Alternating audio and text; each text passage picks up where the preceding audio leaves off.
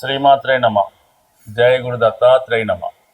ఈ వీడియోలో మనం కర్కాటక రాశి వారికి జనవరి నెల మాస ఫలితాలు పరిశీలించినప్పుడు ప్రధానంగా ఈ నెల ప్రారంభంలో 4 గ్రహాలు 6వ స్థానంలో సంచరించడం జరుగుతూ ఉంటుంది.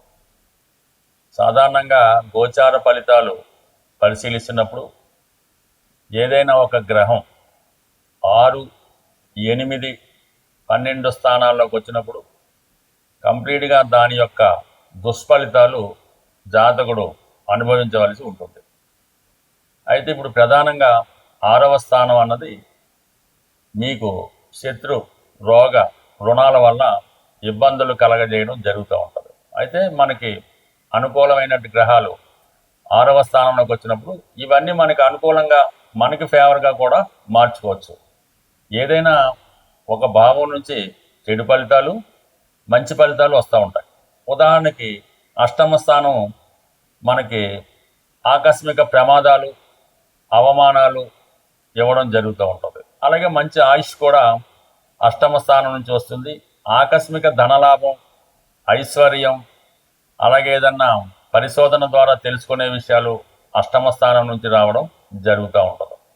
సో ఇలాగా ఏదైనా ఒక గ్రహం ఒక భావంలోకి వచ్చినప్పుడు 2 మంచి చెడు ఫలితాలు మనకి రావడం జరుగుతూ ఉంటుంది. ప్రస్తుతం 6వ స్థానంలో 4 గ్రహాల్లో ప్రధానంగా కర్కాటక రాశికి అనుకూల గ్రహం కుజగ్రహం. మరి పంచమ దశమాధిపతిగా యోగకారకుడైనటువంటి కుజుడు 6వ స్థాన సంచారం వల్ల ముఖ్యంగా శత్రువులపై విజయం లభిస్తూ ఉంటుంది. అంటే శత్రువులు అంటే అంతర్గతంగా మీకున్న బలహీనతల నుంచి మీరు బయటపడతారు. అలాగే ఏదైనా ఆర్థిక సమస్యలు, రుణ సమస్యలు, పోలీస్ స్టేషన్లో గొడవలు, మన మీద ఇష్టపడి ఉన్న కంప్లైంట్ ఇవ్వడం, ఇలాంటి వాటి నుంచి కంప్లీట్గా బయటపడడం జరుగుతూ ఉంటుంది. అలాగే స్థిరాస్తి సంబంధించిన విషయాల్లో అన్నదమ్ములతో ఉన్న విభేదాలు కంప్లీట్గా మీకు ఫేవర్గా రావడం జరుగుతూ ఉంటుంది. ఇంతకాలంగా మీతో శత్రువులుగా ఉన్నవాళ్ళు మీతో మిత్రులుగా మారే అవకాశం ఉంది. ఈ సమయంలో మీరు ఏదైనా ఒక క్రీడాకారుడై పోటీలో పాల్గొన్నా, ఒక ఎలక్షన్లో పాల్గొన్నా, కొత్తగా ఉద్యోగ ప్రయత్నం చేస్తున్నా 100కి 100 మీరు అందులో విజయం అన్నది తప్పకుండా సాధిస్తారు.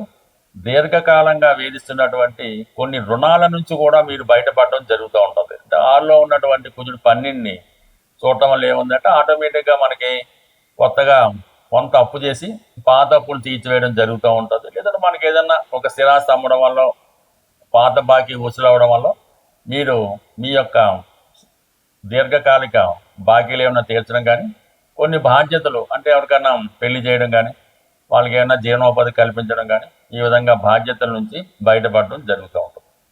ఇక రవి మీకు ధనాధిపతిగా 6వ స్థానంలో ఉండడం వల్ల మరి ప్రభుత్వానికి కారకుడు రవి కాబట్టి మరి తండ్రి గారి యొక్క ఆరోగ్యం విషయంలో కొంత ఇంప్రూవ్మెంట్ కనబడుతూ ఉంటుంది. వారి నుంచి మీకు సంపూర్ణ సహకారం లభిస్తూ ఉంటుంది. ధనం కొరకు, కుటుంబం కొరకు మీరు చేసే ప్రయత్నాలు చాలా వరకు ఫలిస్తాయి. నిరుద్యోగులకి చాలా వరకు ఉద్యోగ ప్రయత్నాలు ఫలిస్తాయి. ప్రభుత్వ ఆఫీసుల్లో కానీ, ప్రభుత్వానికి సంబంధించిన వ్యవహారాల్లో చాలా వరకు విజయం రావడం జరుగుతూ ఉంటుంది. అంటే మీలో ఒక కాన్ఫిడెన్స్ పెరుగుతూ ఉంటుంది. దేన్నైనా ఎదుర్కోగలిగే శక్తి మీకు రావడం జరుగుతూ ఉంటుంది.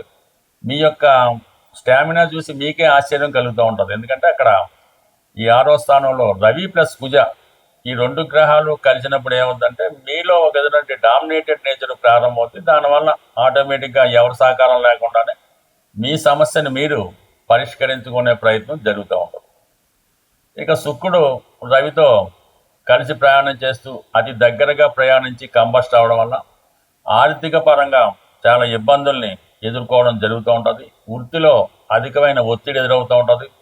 స్త్రీలకి అనారోగ్యపరమైన సమస్యలు ఎదురవుతూ ఉంటాయి.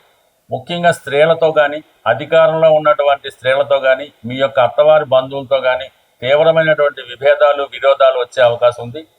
అలాగే మీకు స్త్రీలతో విరోధం రావడం, అలాగే మీ కుటుంబంలో స్త్రీలకి అనారోగ్యపరంగా ఇబ్బందులు రావడం జరుగుతూ ఉంటుంది. అయితే మీరు వ్యక్తిగతంగా స్త్రీ అయినా మీ కుటుంబంలో మీ కుమార్తెకి కానీ, మీ యొక్క స్త్రీ బంధువులకి ఉద్యోగ ప్రయత్నాలు లాంటివి ఫలించే అవకాశం ఉండదు. అంటే 2 సైమల్టేనియస్గా అటు ఆరోగ్యం కానీ, అటు వృత్తి కానీ ఏర్పడే అవకాశం కనబడుతూ ఉంటుంది. బుధుడు 6వ స్థానంలో ఉన్నప్పుడు మిగతా గ్రహాలతో కలవడం వల్ల సేమ్ వాళ్ళు ఫలితం ఇస్తారు తప్ప వ్యక్తిగతంగా పెద్దగా ఫలితం ఇచ్చే అవకాశం లేదు. అయితే ఏదన్నా మరి అన్నదమ్ములతో కానీ అక్క చెల్లెలతో కానీ కొన్ని విభేదాలు రావడం జరుగుతూ ఉంటుంది.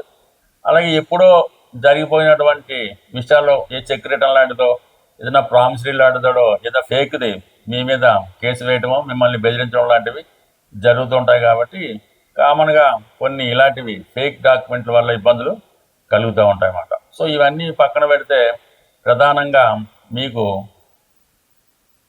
వ్యయ స్థానంలో ఉన్నటువంటి గురువు ఏదన్నా మంచి కార్యక్రమాలు చేయడం వల్ల దైవ బలం పెరగడం వల్ల ప్రతి సమస్య సాల్వ్ చేసుకోవచ్చు. అయితే ఈ నెల 15 నుంచి 6వ స్థానంలో ఉన్న ప్రతి గ్రహం 7వ స్థానంలోకి మారడం జరుగుతూ ఉంటుంది. రవి మారడం వల్ల జీవిత భాగస్వామి యొక్క హోదా పెరుగుతుంది. కుజుడు మారడం వల్ల ఉద్యోగంలో అభివృద్ధి మార్పులు వస్తూ ఉంటాయి. శుక్రుడు 7ంలోకి రావడం వల్ల జీవిత భాగస్వామితో సఖ్యత పెరుగుతుంది. కొత్త పరిచయాలు రావడం జరుగుతుంది. స్త్రీలతో ఉన్న విభేదాలు సమస్య పోతాయి. గతంలో శత్రువులుగా ఉన్న వాళ్ళే మిత్రులుగా మారడం జరుగుతూ ఉంటుంది. మరి బుధుడు కూడా 7ంలో రావడం వల్ల ఏంటంటే కొత్త స్నేహాలు కొత్త పరిచయాలు ఏర్పడతాయి. కొత్త వ్యాపార అవకాశాలు కూడా రావడం జరుగుతుంటుంది. అంటే మొదటి వారంలో మొదటి 15 రోజులు ఒక విధంగా, 15వ తారీఖు నుంచి ఈ 4 గ్రహాలు మళ్ళీ 7ంలోకి రావడం వల్ల ఆటోమేటిక్గా ప్రతి సమస్య కూడా మీకు అనుకూలంగా మారడం జరుగుతూ ఉంటుంది. బట్ ఏదైనా కర్కాటక రాశి వారు ఈ నెలంతా కూడా కుజ గురు శుక్ర అంటే మొత్తం ఈ 4 గ్రహాలకి పరిహారం చేసుకోవడం మంచిది. పర్టికులర్గా కుజుడికి పరిహారం చేసుకుంటే మిగతా సమస్యలన్నీ కూడా దానికి అవే పరిహారం అవడం జరుగుతుంది. ఈ జనవరి నెలలో ప్రధానంగా ఏంటంటే మనకి కొన్ని ముఖ్యమైనటువంటి ఇంపార్టెంట్ డేస్ రావడం జరుగుతూ ఉంటుంది. ఆ డేస్లో ఆ విధి విధానంగా ఆ కార్యక్రమాలు పూర్తి చేసుకుంటే జీవితంలో కొన్ని మలుపులు రావడం జరుగుతుంటుంది. ప్రధానంగా మనకి ఈ డిసెంబర్ 30వ తారీఖున మరి ముక్కోటి ఏకాదశి సందర్భంగా ఉత్తర ద్వార దర్శనం అన్నది జరుగుతూ ఉంటుంది. అంటే ఇది మామూలు విషయం అయితే కాదు. సాక్షాత్తు వైకుంఠంలో ఉన్నటువంటి మహావిష్ణువుని సందర్శించినంత పుణ్యఫలం దక్కుతూ ఉంటుంది. ఎవరైతే తీవ్రమైనటువంటి ఆర్థిక సమస్యలతో బాధపడుతుంటారో వాళ్ళు ఈ డిసెంబర్ 30వ తారీఖున ఈ ముక్కోటి ఏకాదశి నాడు మరి ఉత్తర ద్వారం గుండా ఆ విష్ణుమూర్తి వెంకటేశ్వర స్వామిని దర్శించడం వల్ల మీకున్నటువంటి సమస్త ఈతి బాధలు ఆర్థిక సమస్యలు పరిష్కారం అవుతాయి. వీలైతే ఆ రోజు చాలా పవిత్రంగా ఉంటూ విష్ణు సహస్రనామాన్ని కానీ గోవిందనామాలను కానీ వినటం ద్వారా మీ జీవితాన్ని ధన్యం చేసుకోవచ్చు.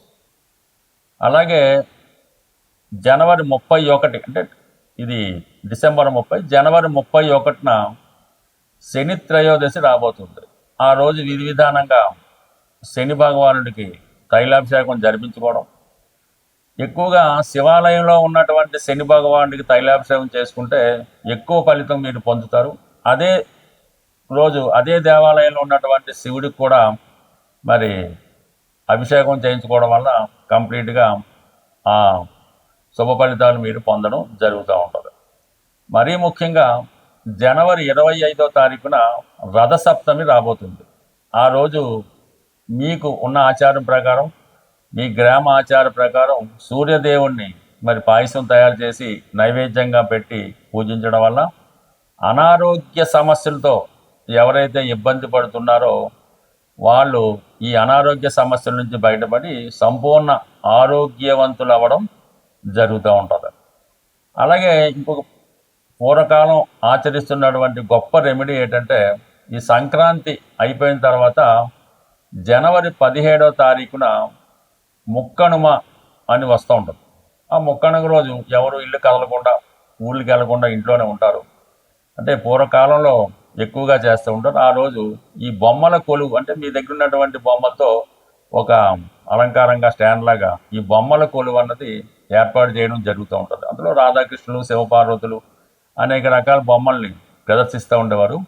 ఈ బొమ్మల కొలువు మీరు ఏర్పాటు చేయడం వల్ల కానీ ఎవరన్నా ఏర్పాటు చేస్తే ఆ బొమ్మల కొలువు సందర్శించి అక్కడ వాళ్ళు ఇచ్చినటువంటి ఈ వాయినం అది స్వీకరించడం వల్ల 2 ప్రధాన సమస్యలు సాల్వ్ అవుతాయి. ఒకటేంటంటే వివాహం కాని ఆడపిల్లలు ఈ బొమ్మల కొలువు పెట్టినా దర్శించినా తొందరగా వివాహం జరుగుతుంది.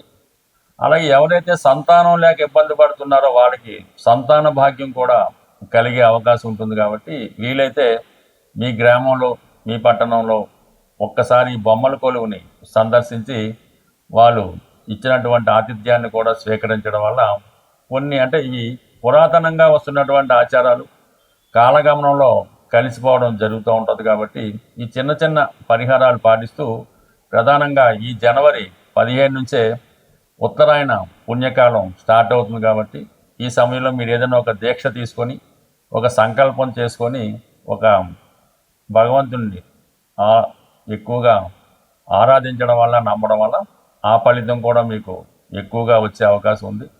బట్ ఏదైనా ఈ ఆచారాలు వ్యవహారాలు పాటించడం ఏదైనా ఎవరిదైనా ఆంగ్ల సంవత్సరాది కొత్తగా ప్రారంభమవుతుంది. కాబట్టి కొన్ని కొత్త అలవాట్లు చేసుకుంటే జీవితంలో కొన్ని కొత్త మార్పులు రావడానికి అవకాశం ఉంటుంది. స్వస్తి.